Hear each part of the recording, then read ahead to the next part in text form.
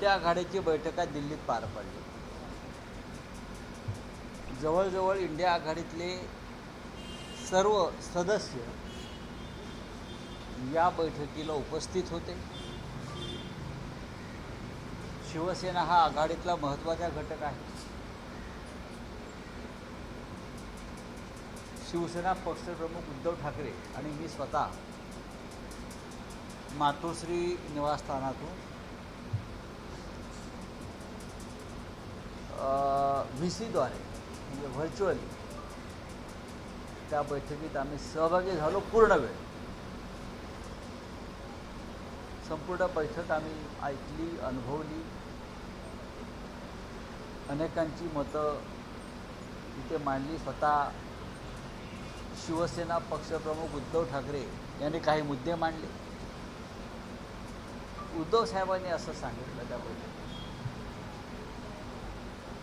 की आपण महिने भेटत नाही. आता पश्चिम बंगालचे निकाल लागले, ममता बॅनर्जी अडचणी झाल्या, आपण घाईघाईने बैठक बोलवली. एरवी आपला संवाद नसतो. हा संवाद डायलॉग वाढायला हवा आणि सातत्यानं आपण भेटत राहिलं पाहिजे. दुसरा त्यांनी महत्त्वाचा मुद्दा मांडला की इतक्या वर्षानंतरसुद्धा इंडिया आघाडीमध्ये कोणी समन्वयक, निमंत्रक, कोऑर्डिनेटर आपण नेमू शकलो नाही. तर कोऑर्डिनेटर म्हणजे समन्वयक, निमंत्रक ज्याच्याशी सगळे संपर्कात राहतील तिथे योग्य व्यक्तीची निवड होणं गरजेचं आहे. तिसरा एक महत्त्वाचा मुद्दा त्यांनी मांडला की लोकसभा निवडणुकांच्या आधी आणि आतापासून आपण लोकांमध्ये जेव्हा जातोय, देशाची सत्ता आम्हाला हवी आहे सांगण्यासाठी, तेव्हा लोक विचारतात तुमचा पंतप्रधान पदाचा चेहरा. उद्धवजींचं असं म्हणणं आहे की हा चेहरा आपण निवडला पाहिजे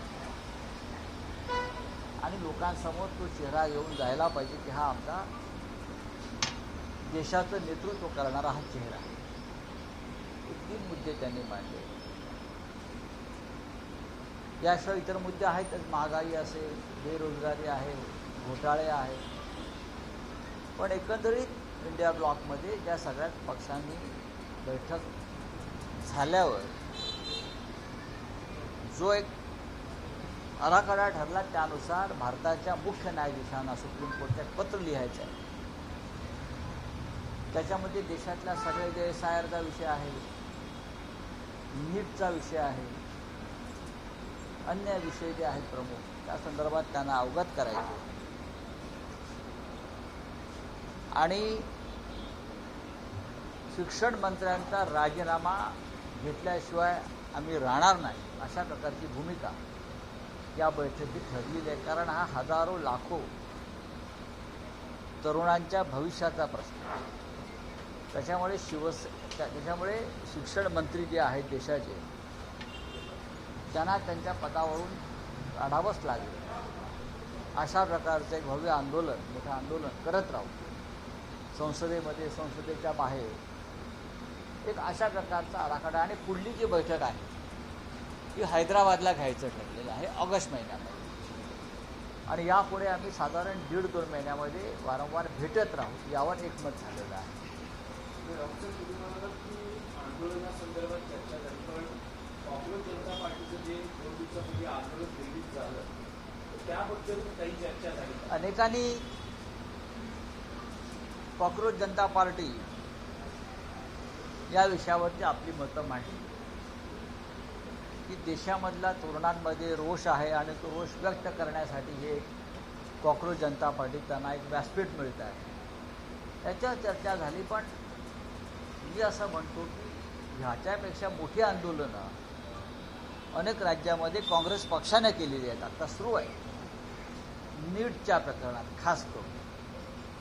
आणि त्यांच्यावर लाठी हल्ले झाले, त्यांच्यावरती अश्रुधुराच्या नळकांड्या फोडल्या काँग्रेसच्या आंदोलकांवर.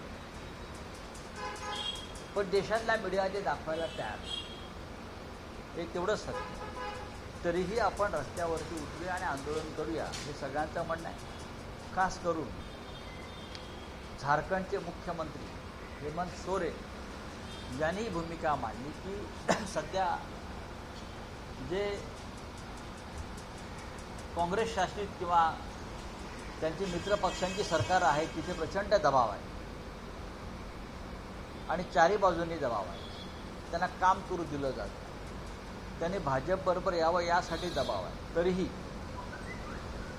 हेमंत सोरेन म्हणतात तरीही आम्ही इंडिया आघाडीबरोबरच राहणार शेवटपर्यंत. पुण्या सरकारला जर नमवायचं असेल तर लोकांनी रस्त्यावर उतरायला पाहिजे आणि त्यासाठी आपण लोकांना प्रवृत्त केलं पाहिजे.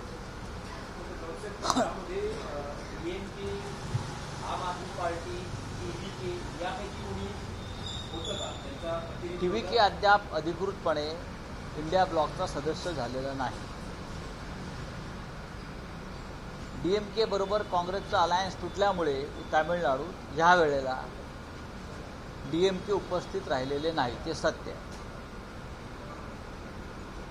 पण आम्हाला सगळ्यांना खात्री आहे DMK हा एक संयमी आणि समजदार पक्ष आहे.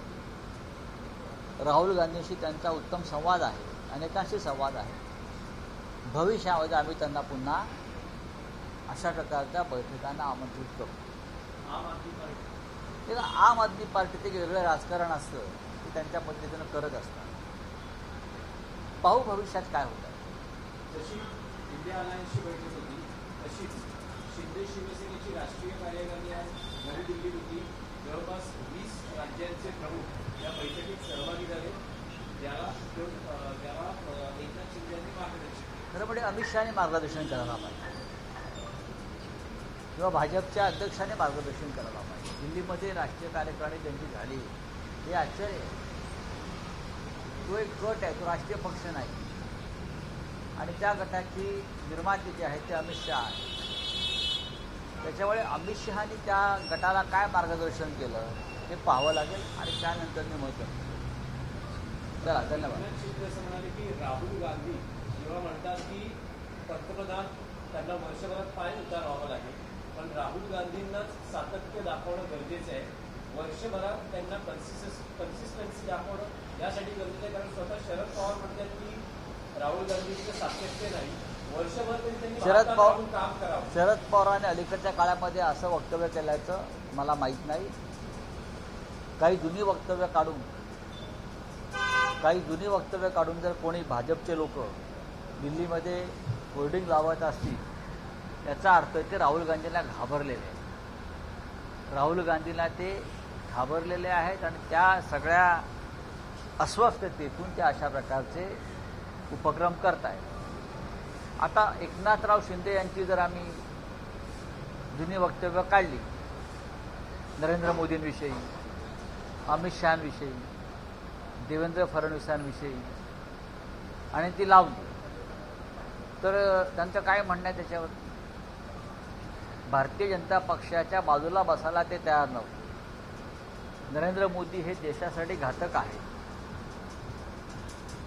देवेंद्र फडणवीस काय करतात नक्की काय वगैरे वगैरे बऱ्याच गोष्टी त्यांनी सांगितलेल्या आहेत आणि तो रेकॉर्डवरती आहे. ती वक्तव्य आम्ही लावू शकतो ना, दिल्लीत, महाराष्ट्रात, मुंबईत, ठाण्यात सर्वत्र लावू शकतो. हा काही पारदर्शक राजकारणाचा भाग नाही आहे अशा प्रकारे कुठले तरी वक्तव्य काढून लावायची बाहेर. सगळ्यात जास्त भाजपा, मोदी, शहा, फडणवीस यांच्याविरुद्ध तुमचे वक्तव्य आहेत. पण आणखी एक मुद्दा होता की जेव्हा त्यांना विचारलं की NDA भाजप किंवा काँग्रेसचं राजकारण हे प्रादेशिक पक्षांना, छोट्या पक्षांना संपवणारा, त्यावर त्यांचं असं म्हणणं होतं की तसं नाही आहे. आम्ही NDA मध्ये यासाठी आहोत कारण आम्ही एका विचारधारेमध्ये त्यांच्या बरोबर आहोत. इंडिया अलायन्समध्ये तशी कुठची विचारधारा दिसत नाही. त्यामुळे शिवसेनेच्या त्यांच्या पक्षाचे एक नेते अब्दुल सत्तार यांनी भाजपा हे विष आहे असं सांगितलेलं आहे.